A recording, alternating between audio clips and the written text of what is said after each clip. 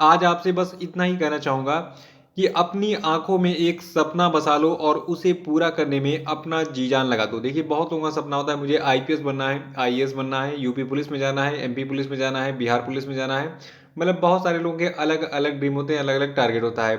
तो देखिए, होता है क्या है, हम सपने केवल देखें तो वो सच नहीं होते हैं। सपने देखने के बाद अगर हम उसको पाने की कोशिश करें, मतलब अगर हमने टारगेट बनाया कि हमें नौकरी पानी है, आईपीएस बनना है, तो उसको पाने में अपना जी-जान लगा दें, तो हमें वो टारगेट जल्दी ही मिल जाएगा।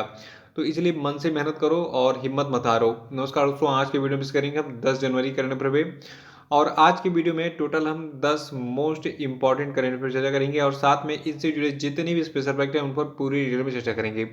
और देखिए, इस वीडियो क्लास में आपसे 5 क्वेश्चन अपडेट पूछेंगे और कल के वीडियो क्लास में जो 5 क्वेश्चन अपडेट पूछे गए थे उनके आंसर भी बताए जाएंगे। तो शुरू से लास्ट तक वीडियो बन रहिएगा और इस वीडियो को पूरा देखने बाद आप इसकी पीडीएफ फाइल भी डाउनलोड कर सकते हैं नीचे डिस्क्रिप्शन बॉक्स में, और हमारे टेलीग्राम चैनल पे दोनों जगहों पे आपको इस वीडियो के पीडीएफ की लिंक मिल जाएगी। और अगर आप इस चैनल से ऐसे ही वीडियोस के ऑटोमेटिक नोटिफिकेशन पाना चाहते हैं तो चैनल को भी सब्सक्राइब करके बेल आइकन प्रेस कर दीजिए और वीडियो को लाइक और शेयर भी कर दीजिएगा। और देखिए, नीचे डिस्क्रिप्शन बॉक्स में हमारे सभी सोशल मीडिया के लिंक आपको मिल जाएगी, वहाँ पे क्लिक करके इन सभी को ज्वाइन भी कर लीजिए। देखिए, आज के करंट अफेयर का पहला प्रश्न है कि मध्य अफ्रीकी गणराज्य के नए राष्ट्रपति कौन बने हैं। तो देखिए, मध्य अफ्रीकी गणराज्य के यानी कि सेंट्रल अफ्रीकन रिपब्लिक के जो नए राष्ट्रपति बने हैं उनका नाम है फास्टिन आर्कचेंज टोडेरा। और देखिए, एक खास बात है कि जो आपके फास्टिन आर्कचेंज टोडेरा है, ये दूसरी बार लगातार चुने गए हैं मध्य अफ्रीकी गणराज्य के राष्ट्रपति। ये पहले भी राष्ट्रपति थे और एक बार फिर से इन्होंने चुनाव जीत लिया है राष्ट्रपति का। देखिए, जो आपके फास्टिन आर्कचेंज टोडेरा हैं, इनको अभी हाल ही में हुए चुनाव में 53% से अधिक मत हासिल हुए और ये दोबारा फिर मध्य अफ्रीकी गणराज्य यानी कि सेंट्रल अफ्रीकन रिपब्लिक के राष्ट्रपति चुन लिए गए। इनकी उम्र वर्तमान में 63 साल है और ये 2016 से जो है सत्ता में है। कहाँ पर? मध्य अफ्रीकी गणराज्य यानी कि सेंट्रल अफ्रीकन रिपब्लिक में। देखिए, सेंट्रल अफ्रीकन रिपब्लिक जो है इसकी कैपिटल बैंगुई है और करेंसी यहाँ की है central African CFA Frank. Population है 46.7 लाख। और आपको बता दूं, जो आपका ये सेंट्रल अफ्रीकन रिपब्लिक देश है, ये कहाँ पे लोकेटेड है? अफ्रीका में। देखिए, नाम से लग रहा है सेंट्रल अफ्रीकन रिपब्लिक, यानी कि जो है अफ्रीका की ये बीचों बीच में स्थित होगा।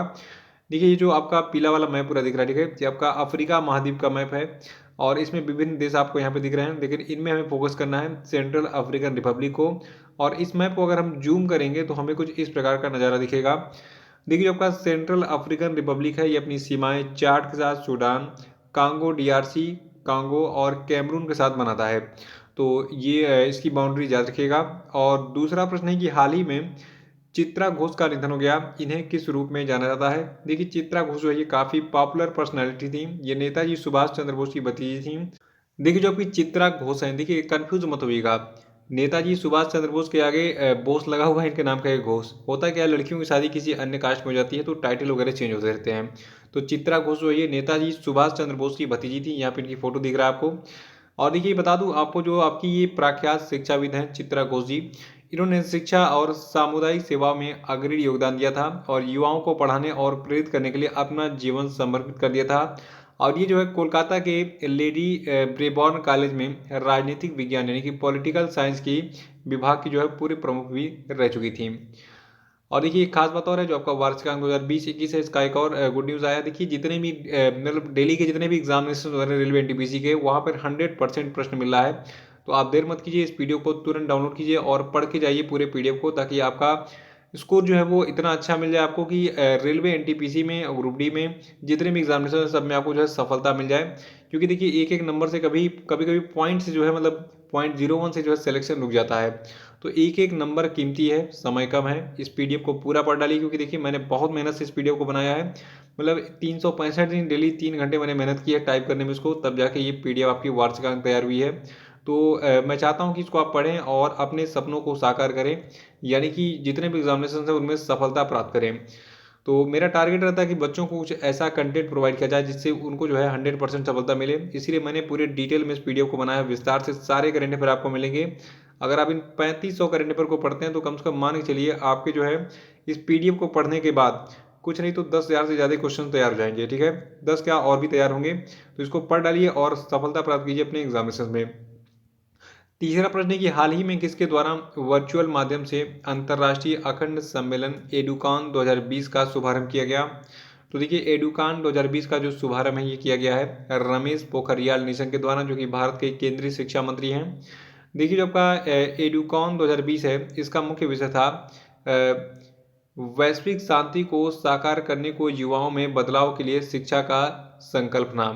और ये 2 दिवसीय अंतर्राष्ट्रीय सम्मेलन ग्लोबल एजुकेशनल रिसर्च एसोसिएशन के सहयोग से केंद्रीय विश्वविद्यालय पंजाब बठिंडा द्वारा आयोजित किया गया था। तो यह रखेगा कि रमेश पोखरियाल निशंक ने अभी हाल ही में वर्चुअल माध्यम से अंतर्राष्ट्रीय अखंड सम्मेलन जिसका नाम है एडुकॉन 2020 का जो है शुभारंभ किया था। और इसके बारे में खास बात क्या है, ये क्या चीज़ है, देखिए जो आपका एडुकॉन 2020 है इस सम्मेलन के बारे में आपको बता दूं, ये सम्मेलन जो ये भारत में अपनी तरह का पहला आयोजन है जहां पर दुनिया भर के विद्वानों के द्वारा लगातार 31 घंटे तक बिना रुके मैराथन संवाद सत्र का आयोजन किया गया। और भारत में समान गुणवत्ता वाली शिक्षा को बढ़ावा देने के लिए उच्च शिक्षा में आईसीटी के उपयोग की संभावना पर चर्चा किया गया।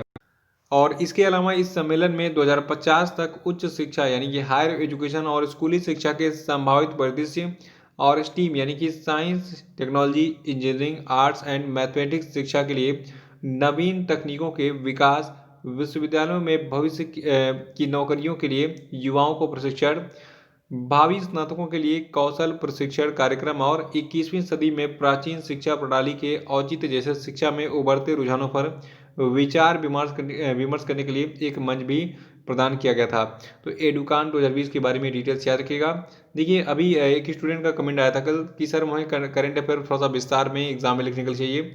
देखिए मैं जितने भी करंट अफेयर हैं सबको विस्तार में कराता हूं और एकमात्र ऐसा यूट्यूब चैनल है एग्जाम गुरु एकेडमी जहां पर लिखित रूप से आप पीडीएफ में इतने सारे कंटेंट मिलते हैं। बाकी सारे लोग जो है मल्टीपल चॉइस क्वेश्चन देते हैं, आंसर बता देते हैं और मुंह से बोल देते हैं, लेकिन बाद में क्या होता है कि वो कंटेंट बच्चों को 2-3 दिन बाद भूल जाता है।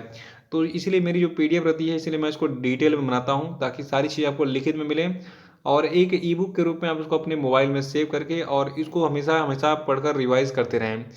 चौथा प्रश्न है कि लंदन स्थित वित्तीय सेवा कंपनी आईएचएस मार्केट ने अप्रैल 2021 से शुरू होने वाले वित्त वर्ष 2021-22 में भारतीय अर्थव्यवस्था में कितने प्रतिशत की दर से वृद्धि का अनुमान जताया है।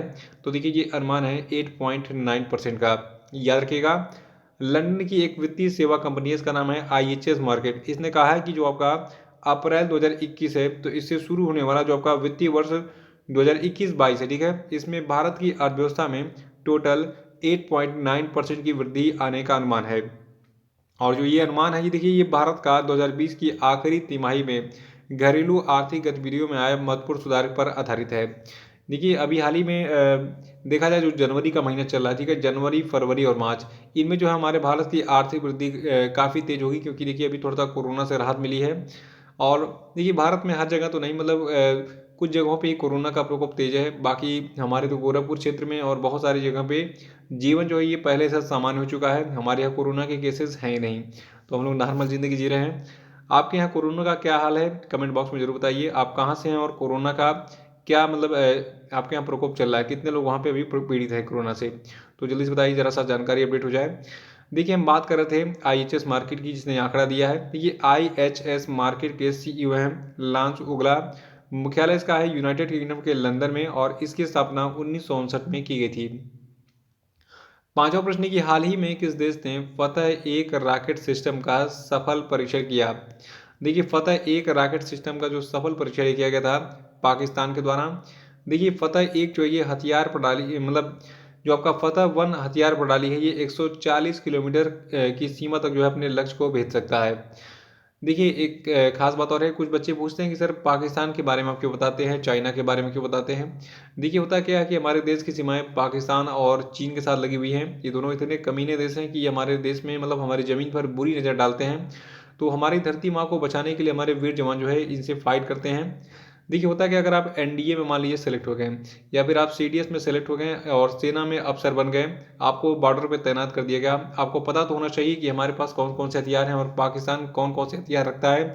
जैसे कि फतह 1 नामक हथियार को अभी इसने जो इसका परिचय किया है, तो हमें पाकिस्तान के हथियार के बारे में, चीन के हथियार के बारे में अगर जानकारी रहेगी तभी हम उनको जो है मतलब नेस्तो नाबूद करने के लिए अपनी रणनीति बना सकेंगे, ठीक है। तो भारत के आप रक्षा सचिव बन सकते हैं अगर आप आईएएस ऑफिसर बन गए। तो ऐसे बहुत सारी चीज़ें हैं, इसलिए जो है एग्जाम में ये सारी चीज़ें पूछ ली जाती हैं कि दुनिया में किस देश के पास कौन सा हथियार है और किस देश ने किस परमाणु हथियार का परीक्षण किया, किसके पास कौन कौन से युद्धक विमान हैं, ये सारी चीज़ इसलिए मैं आपको बताते रहता हूँ। तो ये इसका महत्व है और इसीलिए एग्जाम में ये पूछा जाता है। हम बात कर रहे थे पाकिस्तान की। देखिए पाकिस्तान के राष्ट्रपति हैं आरिफ अलवी और यहाँ के प्रधानमंत्री हैं इमरान खान। छठा प्रश्न है कि हाल ही में कौन से भारतीय अमेरिकी व्यक्ति अमेरिकी सेना के पहले CIO बने। तो देखिए अमेरिकी सेना के जो पहले CIO बने हैं इनका नाम है राज अय्यर। यहाँ में इनकी फोटो आपको दिख रही है। और देखिए आपको बता दूं जुलाई 2020 की बात है। देखिए अमेरिका का जो पेंटागन है, जो उनकी रक्षा एजेंसी पेंटागन, ठीक है, तो पेंटागन के द्वारा पोस्ट बनने के बाद भारतीय मूल के जो अमेरिकी व्यक्ति हैं डॉक्टर राज अय्यर, इन्होंने अमेरिकी सेना के पहले मुख्य सूचना अधिकारी का पदभार संभाल लिया है। देखिए आपके डॉक्टर राज अय्यर हैं, ये अमेरिकी रक्षा विभाग के सर्वोच्च रैंकिंग वाले भारतीय अमेरिकी नागरिकों में से एक हैं। तो देखिए भारतीयों को काफ़ी रिस्पेक्ट मिला अमेरिका में। सातवां प्रश्न की हाल ही में RBI ने किसकी अध्यक्षता में कॉलेज ऑफ सुपरवाइजर्स का गठन किया है। तो देखिए हाल ही में RBI ने NS विश्वनाथन के अध्यक्षता में कॉलेज ऑफ सुपरवाइजर्स का गठन किया है। देखिए जो आपके NS विश्वनाथन है, ये कौन है। देखिए ये जो है RBI के पूर्व डिप्टी गवर्नर रह चुके हैं। देखिए जो आपका ये कॉलेज ऑफ सुपरवाइजर्स का गठन किया गया है, तो इसमें अध्यक्ष होंगे NS विश्वनाथन और इसमें 5 अन्य सदस्य भी होंगे। ये 5 अन्य सदस्य कौन हैं। देखिए ये 5 अन्य सदस्य आपके हैं अरिजीत बसु, जो कि भारतीय स्टेट बैंक के पूर्व प्रबंधक हैं। परेश सुखंकर, जो कि HDFC बैंक के पूर्व उप प्रबंधक हैं। बेंगलोर IIM के S रघुनाथ जी शामिल है इसमें। और चौथे सदस्य इसके हैं अहमदाबाद IIM के तथागत बंदोपाध्याय। और पांचवें सदस्य हैं प्रोफेसर सुब्रत सरकार, ठीक है। ये जो है IGIDR मुंबई के जो है मतलब इस संस्था से जुड़े हुए हैं। तो ये डिटेल्स याद रखिएगा कि जो आपके कॉलेज ऑफ सुपरवाइजर्स के अध्यक्ष हैं ये कौन है, NS विश्वनाथन, और इसके 5 अन्य सदस्य कौन हैं, यहाँ पे इनके नाम आपको दिख रहे हैं। और इसका गठन क्यों किया गया है। देखिए हाल ही में भारतीय रिजर्व बैंक जो है इसने विनियमित संस्थाओं पर पर्यवेक्षण को और मजबूत करने के लिए पर्यवेक्षकों का एक कॉलेज यानी कॉलेज ऑफ सुपरवाइजर्स नामक एक शैक्षणिक सलाहकार परिषद का गठन किया है। और इसके अध्यक्ष कौन बनाए गए हैं, NS विश्वनाथन। और देखिए रिजर्व बैंक ऑफ इंडिया की बात कर लेते हैं। देखिए रिजर्व बैंक ऑफ इंडिया जो है इसकी स्थापना 1 अप्रैल 1935 को कोलकाता में की गई थी। इसका मुख्यालय वर्तमान में मुंबई में है। और इसके जो 25वें गवर्नर हैं, देखिए क्रम याद रखिएगा, RBI के जो 25वें गवर्नर, इनका नाम क्या है, शक्तिकांत दास। आठवां प्रश्न की हाल ही में भारत को संयुक्त राष्ट्र सुरक्षा परिषद का अस्थायी सदस्य नामित किया गया है। और सदस्य रहते हुए भारत जो है ये कितने प्रमुख समितियों की अध्यक्षता करेगा। तो देखिए जो आपका संयुक्त राष्ट्र सुरक्षा परिषद है यानी कि यूनाइटेड नेशन सिक्योरिटी काउंसिल है, अभी हाल ही में 1 जनवरी 2021 से भारत का जो 2 साल का कार्यकाल है ये शुरू हो गया है। देखिए ऐसा 8वीं बार है जब भारत को संयुक्त राष्ट्र सुरक्षा परिषद में अस्थायी सदस्य यानी कि गैर स्थायी सदस्य के रूप में जो है चुना गया है। और देखिए आपको एक खास बात बता दूं, देखिए भारत जो है ये अपने इस 2 साल के कार्यकाल में सदस्य रहते हुए टोटल 3 प्रमुख समितियों की अध्यक्षता करेगा। ये समितियां कौन है, देखिए इनमें पहला आपका है तालिबान प्रतिबंध समिति, और दूसरा आपका है आतंकवाद रोधी समिति, और तीसरा है लीबिया प्रतिबंध समिति, ठीक है। और अंग्रेजी में बता दूं आपको, पहले का नाम है तालिबान सैंक्शंस कमेटी, दूसरे का नाम है काउंटर टेररिज्म कमेटी, और तीसरा है लीबियन सैंक्शंस कमेटी। और सबसे खास बात, देखिए जो 3 समितियां हैं, इन समितियों में से भारत 2022 में जो है जो आपका UNSC है इसकी यानी कि यूनाइटेड नेशन सिक्योरिटी काउंसिल की आतंकवाद रोधी समिति की अध्यक्षता करेगा, यानी कि काउंटर टेररिज्म कमेटी की अध्यक्षता करेगा। इसको नोट कर लीजिएगा। देखिए ये बहुत महीन बेसिक पॉइंट होते हैं। अगर आप किसी अन्य मैगजीन में पढ़ेंगे या फिर कहीं और न्यूज़पेपर में पढ़ेंगे तो आपको पूरा 1 पेज का पूरा एकदम डिटेल मिलेगा। लेकिन होता क्या है, जैसे दूध होता है ना, दूध में से मक्खन निकालना, तो मक्खन जो होता है वो उसका असली माल होता है दूध का, बाकी सारे पानी वानी को अलग कर दीजिए। तो दूध से मैं आपको मक्खन निकाल के देता हूँ, डायरेक्ट मक्खन खाओ बॉडी बनाओ। तो ये मक्खन दिमाग में फिट कर लीजिए, एग्जाम में पूछा जाएगा, ठीक है। देखिए एक खास बात और है, मैंने आपको बताया भी कि 1 जनवरी 2021 से यूनाइटेड नेशन सिक्योरिटी काउंसिल में भारत का जो 2 साल का कार्यकाल है शुरू हो गया है। देखिए 2021 में भारत के अतिरिक्त नॉर्वे, केन्या, आयरलैंड और मैक्सिको जो है ये यूनाइटेड नेशन सिक्योरिटी काउंसिल यानी कि संयुक्त राष्ट्र सुरक्षा परिषद में गैर स्थायी सदस्य के रूप में जो है शामिल हुए हैं। और 9वां प्रश्न है कि दुनिया के सबसे अमीर व्यक्ति कौन बने। तो देखिए दुनिया के सबसे अमीर व्यक्ति बन गए हैं एलन मस्क। यहाँ पे इनकी फोटो दिख रही है और इन्होंने पीछे छोड़ा है जेफ बेजोस को। देखिए अभी हाल ही में कुछ दिनों पहले जेफ बेजोस है ये दुनिया के सबसे अमीर व्यक्ति थे, लेकिन अभी इसी हफ्ते की बात है। देखिए जो आपका ब्लूमबर्ग बिलियनियर इंडेक्स है, इसने बताया है कि जो आपके टेस्ला कंपनी के सीईओ हैं एलन मस्क, ठीक है, ये अमेजोन के जेफ बेजोस को पीछे छोड़कर दुनिया के सबसे अमीर व्यक्ति बन गए हैं। और एलन मस्क की कुल संपत्ति है 188.5 बिलियन डॉलर, ठीक है, याद रखिएगा इसको। और इस अमाउंट से बस थोड़ा सा नीचे इनका जेफ बेजोस का अमाउंट है। देखिए अभी हाल ही में टेस्ला कंपनी के शेयरों में 6% की बढ़ोतरी हुई है, और इसी के कारण जो इस टेस्ला कंपनी के सीईओ हैं एलन मस्क, इनकी जो संपत्ति है इसमें वृद्धि हुई है, और ये कितनी हो गई है 188.5 बिलियन डॉलर। और जबकि अमेजोन के संस्थापक हैं जेफ बेजोस, देखिए इनकी कंपनी अमेजोन में 2% की बढ़ोतरी हुई है, मतलब इनके शेयर में। लेकिन इस 2% की वृद्धि के साथ भी अमेजोन के फाउंडर जो हैं जिनका नाम है जेफ बेजोस, ये पहले नंबर पर नहीं पहुंच सके। इनकी वर्तमान में कुल संपत्ति आंकी गई है 187 बिलियन अमेरिकी डॉलर, ठीक है। तो 187 बिलियन अमेरिकी डॉलर जो है ये जेफ बेजोस संपत्ति है, और जो आपके एलन मस्क की संपत्ति कितनी है 188.5 बिलियन डॉलर। तो ये पहले और दूसरे नंबर पर हैं। और तीसरे नंबर पर जो है काबिज हुए हैं जो आपके बिल गेट्स हैं, इनकी संपत्ति अब 132 बिलियन डॉलर हो गई है। तो इसको याद रखिएगा। देखिए टेस्ला कंपनी जो है इसके बारे में जान लेते हैं। देखिए टेस्ला कंपनी जो है इसकी स्थापना 1 जुलाई 2003 को हुई थी, और इसका मुख्यालय अमेरिका के कैलिफोर्निया में है। 10वां प्रश्न है कि हाल ही में किस राज्य में सतर्क नागरिक मोबाइल एप्लीकेशन लॉन्च किया गया। तो देखिए सतर्क नागरिक मोबाइल एप्लीकेशन को लॉन्च किया गया अभी हाल ही में जम्मू कश्मीर में। देखिए जम्मू कश्मीर के जो लेफ्टिनेंट गवर्नर का नाम है मनोज सिन्हा, जो कि भारत के रेल मंत्री भी रह चुके हैं, मतलब रेल राज्य मंत्री भी रह चुके हैं। और अब ये जो है जम्मू कश्मीर के उपराज्यपाल यानी कि लेफ्टिनेंट गवर्नर के रूप में काम कर रहे हैं। देखिए जो कि मनोज सिन्हा है, उन्होंने हाल ही में जो जम्मू कश्मीर का एंटी करप्शन ब्यूरो है, इसकी मोबाइल एप्लीकेशन सतर्क नागरिक के साथ साथ वहाँ के विभागीय सतर्कता अधिकारी पोर्टल को भी लॉन्च किया है। देखिए जो आपका यह सतर्क नागरिक मोबाइल एप्लीकेशन है, तो इसका मतलब विशेषता क्या है। देखिए इस एप्लीकेशन को भ्रष्टाचार के बारे में आसानी से जानकारी की सुविधा प्रदान करने और नागरिकों की आसानी और गतिशीलता के साथ अपनी शिकायतें भेजने में सक्षम बनाने के उद्देश्य से विकसित किया गया है। तो ये थे आपके आज के सभी महत्वपूर्ण करंट अफेयर, और अब हम बात कर लेते हैं आज के सभी क्वेश्चन डे पे। देखिए आज क्वेश्चन डे का पहला प्रश्न आपके लिए कि प्रवासी भारतीय दिवस कब मनाता है, जल्दी से बताइए। नहीं पता तो कल का वीडियो देख के रिवाइज कर डालिए, क्योंकि इससे 2 प्रश्न एग्जाम में पूछे जाएंगे। और दूसरा प्रश्न आपके लिए कि हाल ही में किस व्यक्ति को गुवाहाटी उच्च न्यायालय का मुख्य न्यायाधीश बनाया गया, बताइए। और तीसरा है कि सिक्किम उच्च न्यायालय के नए मुख्य न्यायाधीश कौन बने हैं, उत्तर बताइए। चौथा कि राइट अंडर योर नोज शीर्षक उपन्यास को किसने लिखा, बताइए। पांचवा प्रश्न है कि केंद्र सरकार ने लद्दाख में सिंधु नदी पर 144 मेगावाट की कितने जल विद्युत परियोजनाओं को मंजूरी दी है, बताइए। और अब हम बात करेंगे कि कल के जितने भी क्वेश्चन अपडेट पूछे गए थे उनके सही उत्तर क्या क्या हैं। देखिए कल क्वेश्चन अपडेट का पहला प्रश्न था कि पुरुषों के टेस्ट मैच में मैच अधिकारी बनने वाली पहली महिला अंपायर कौन बन गई है। तो देखिए इनका नाम है क्लेयर पोलुशाक। और दूसरा था कि हाल ही में किस राज्य सरकार ने किसान सूर्योदय योजना लॉन्च की। तो इसको लॉन्च किया गुजरात की सरकार ने। और तीसरा था कि केंद्रीय मंत्रिमंडल ने हाल ही में भारत और किस देश के बीच में निर्दिष्ट कुशल कारीगरों की सहभागिता से जुड़े समझौते ज्ञापन को मंजूरी दी। तो देखिए ये देश आपका जापान है। और चौथा था कि हाल ही में किसने भारतीय सेना की मानवाधिकार सेल के प्रथम अतिरिक्त महानिदेशक का पदभार संभाला है। तो देखिए इनका नाम है मेजर जनरल गौतम चौहान। और पांचवा था किन में से किसे अमेरिकी संसद प्रतिनिधि सभा का स्पीकर नियुक्त किया गया है। तो देखिए इनका नाम है नैन्सी पेलोसी।